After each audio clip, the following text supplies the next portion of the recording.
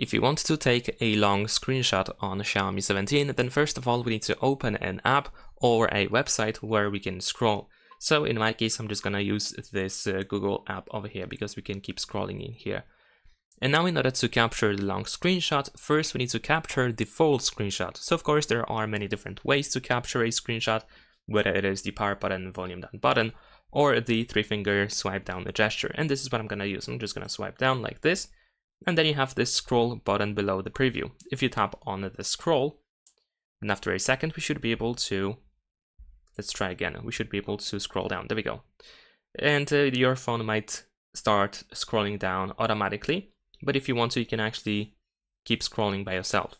However, it seems that still Xiaomi has an issue with manually scrolling up and down because it is quite laggy. As you can see, it doesn't work too well. Maybe it's loading the website or something.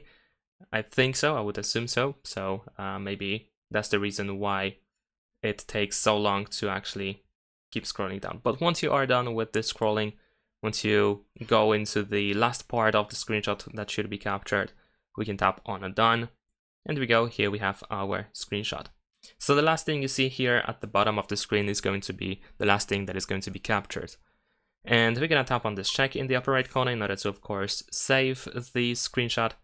And we should be able to then find our long screenshot quite easily. For example, in the gallery, we can open it, we can scroll up and down here as well.